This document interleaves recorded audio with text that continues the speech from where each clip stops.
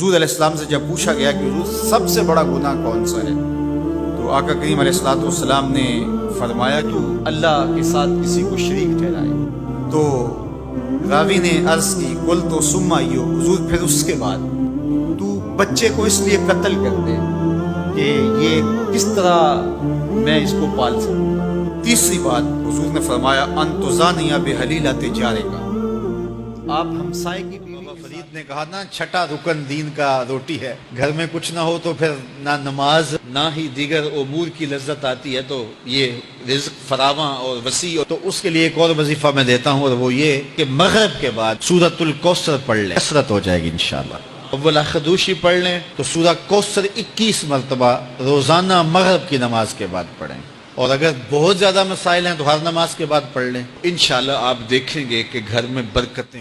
اللہ کی تقسیم پہ راضی ہو جا، لوگوں میں سب سے بڑا غنی تو ہوگا۔ دولت کی کثرت سے بندہ غنی نہیں بنتا، کتنے دولت مند ہیں، نفس کی کمینگی ہی ختم نہیں ہوتی۔ تو غنی اس وقت بندہ بنے گا جب اللہ کی تقسیم پہ راضی ہو گیا۔ اللہ نے جس حالت پہ رکھا اس حالت پہ خوش ہے کہ میرے مالک نے مجھے جو دے دیا یہ میرے لیے اس نے مناسب جانا، تو بس میں اس پہ راضی ہوں، میں اس پہ خوش ہوں۔ اور اگر انسان یہ نہیں چاہتا اور نہیں کرتا تو جہاں بھی ہوگا وہ مطمئن بہت ہوتا ہے۔ لوگ کہتے ہیں اس نے پیچھے کیا چھوڑا، فرشتے کہتے ہیں اس نے آگے کیا بھیجا۔ لوگ تو حساب کرتے ہیں نا کتنی فیکٹریاں چھوڑی، کتنا بینک بیلنس، کتنی جائیداد، کتنے مربع، کتنی زمینیں، لیکن فرشتے کہتے ہیں اس نے آگے کیا۔ سیدنا عمر رضی اللہ تعالیٰ عنہ بولے حاسبوا قبل ان تحاسبوا وزنوا قبل ان توزنوا، اپنا حساب کرو اس سے قبل کہ تمہارا حساب کیا جائے، اپنے اعمال خود تو کہیں میزان پہ جا کے پریشانی نہ ہو۔ مجھے بتاؤ کوئی ایسا بھی پیار کرنے والا ملے گا، کوئی ایسی بھی محبت کرنے والا ملے گا؟ لو تدخلوا شوکۃ فی رجل احدکم لوجدت علمها، اے میرے امتی تیرے پاؤں میں کانٹا بھی چبھے اس کی تکلیف مجھے ہوتی۔ اللہ سے ڈرو اور لا حول ولا قوت الا باللہ کثرت کے ساتھ پڑھو۔ یہ ایسا وظیفہ ہے، ایک حدیث پاک میں آتا ہے کہ یہ 99 بیماریوں کا علاج ہے۔ حسین رضی اللہ تعالیٰ عنہ کی لاش پہ کھڑے ہو کے، اور وہ روندی ہوئی لاش، ٹوٹی ہوئی ہڈیاں، اور وہ بڑا بدن، کٹا ہوا سر نیزے کی نوک پہ، اور لاش ہی پڑی ہے۔ حضرت سیدہ زینب نے مدینے کی طرف منہ کر کے جو ہے وہ حضور سے فریاد کی، رسول اللہ، اے پیارے آقا، یا جدہ ہو، اے ہمارے نانا محترم، یہ دیکھیے آپ کا حسین پڑا ہوا ہے۔ بدن سے کپڑے اتار لیے گئے، خاک ہوائیں اڑا رہی ہیں، اور اس کے اوپر چادر جو ہے وہ مٹی کی پڑ گئی ہے۔ یا محمد آہو، اور آگے فرمایا حضور آپ کی اولاد کاٹ دی گئی، اور پھر کہا بنا تو کا سبایا، حضور دیکھیے آپ کی بیٹیوں کے ہاتھ باندھ دیے گئے۔ اونٹوں پہ آقا کریم علیہ السلام نے ارشاد فرمایا کہ کون ہے جو مجھ سے یہ کلمات لے اور ان پر خود عمل کرے اور پھر آگے ان لوگوں تک پہنچائے جو ان چیزوں پر عمل کرے۔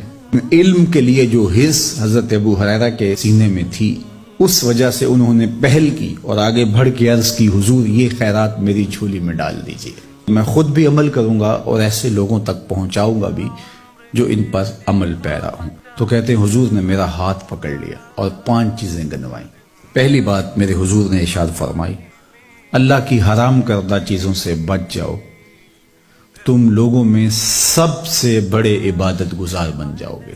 دوسری بات ارشاد کی اللہ کی تقسیم پہ راضی ہو جا، لوگوں میں سب سے بڑا کی رضا اللہ کی رضا کا دروازہ کھولتی ہے۔ جن لوگوں کے ماں باپ ناراض ہیں اور وہ جا کے پیر صاحب کی خدمت کرتے ہیں، اور میاں ماں کے قدم چومو، باپ کی ٹانگیں دباؤ، ان کی خدمت کرو، تمہارے پہلے مرشد وہ ہیں، ان کو راضی کرو، پھر کسی شیخ کامل کی صحبت میں آنا، دیکھو کیسے دل کی بند کھڑکیاں کھلتی ہیں۔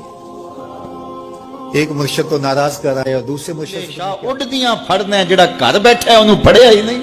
وفی انفسکم افلا تبصرون، کہا تم کہاں اسے ڈھونڈ رہے ہو، ذرا اندر بھی اتر کے دیکھو، اندر اترو گے تو اس کا سراغ مل جائے گا، نہ مسجد وچ نہ مندر وچ، لب یار نو اپنے اندر وچ۔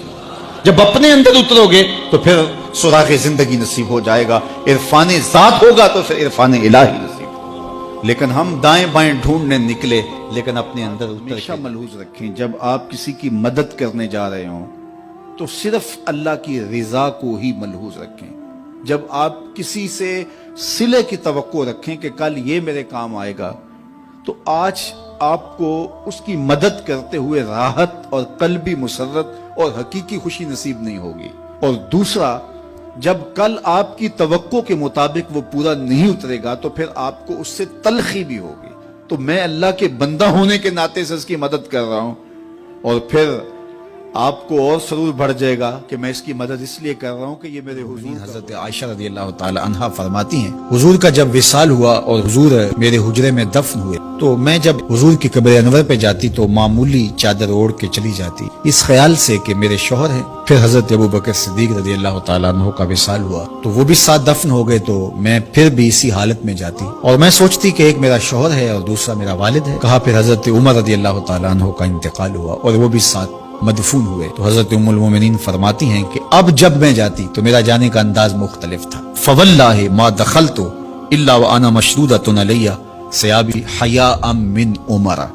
کہا اب جب بھی میں جاتی تو خوب اوڑھنی اوڑھ کے اور چادر لے کے جاتی، مجھے عمر سے حیا آتی. یہ ام المومنین کا انداز زندگی ہے. مخدرات اسلام کو اس سے سیکھنا چاہیے.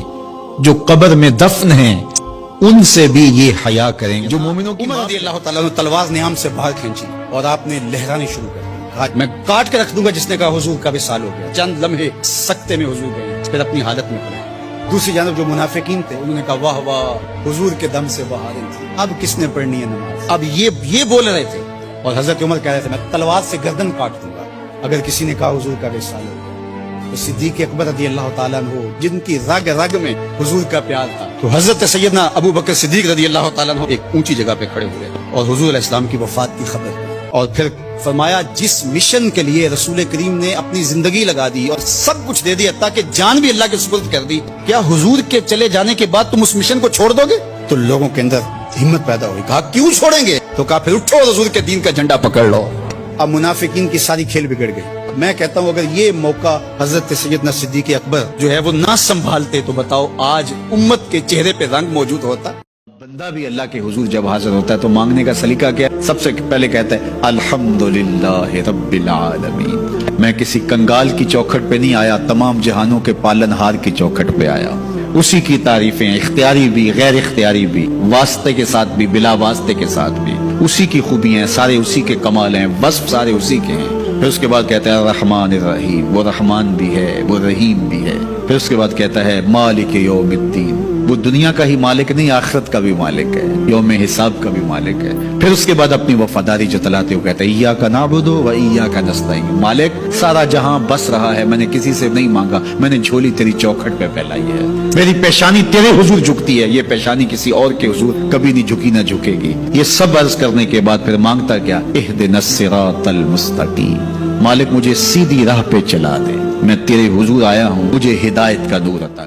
درود پڑھنے سے بچوں میں تقدس پیدا ہوتا ہے. بچے پاک دامن رہیں، عفت مآب رہیں، ان کی طبع میں تقدس رہے. آپ چاہتے ہیں، ہر ماں باپ چاہتا ہے. اور پھر دور موجود کے اندر جو فتنے ہیں تو بہت ضروری ہے کہ ہماری اولادیں تقدس مآب رہیں. تو ان کو درود کی ترغیب دو تو اس کا عملی نتیجہ یہی ہوگا کہ ان میں تقدس کا جوہر پیدا ہوگا اور ان کی عصمت کی حفاظت رہے گی. واحد لباس کفن ہے جس کو جیب نہیں ہوتی. اگر کوئی کسی کے کفن میں جیب لگا کے اس میں درہم دینار اور ڈالر ڈال بھی دے تو پھر بھی وہ سکہ وہاں نہیں چلے گا. اس کی قبر کے اندر بہت سارے درہم و دینار سونے اور چاندی کے ڈھیر بھی کوئی ساتھ دفن کر دیں تو پھر بھی یہ سکہ قبر میں نہیں چلے گا. وہاں اعمال کا سکہ چلتا ہے، وہاں صالحیت کا سکہ چلتا ہے. تو یہ ہم یہاں سے جو آگے بھیج چکے ہوتے ہیں وہ ہمیں وہاں جا کے وصول کرنا ہوتا ہے. تو میں اور آپ دیکھیں کہ ہم نے آگے کیا بھیجا ہے. مجھے پتا ہے میں آگے کیا بھیج چکا ہوں اور یہ آپ کو بھی پتا ہے کہ ہم آگے کیا. آخری لوگ پہلے بزرگوں پر لعنتیں ڈالیں گے. آپ سوشل میڈیا اٹھا کے دیکھ لیں، 20-20 25-25 سال کے چھوکرے بیٹھے ہیں اور گالیاں کبھی امام غزالی کو دیتے ہیں، کبھی امام بخاری کو دیتے ہیں، کبھی بایزید بستامی کی پگڑی پھاڑنے کی کوشش کرتے ہیں، کبھی ابن عربی کو کافر کہہ رہے ہیں.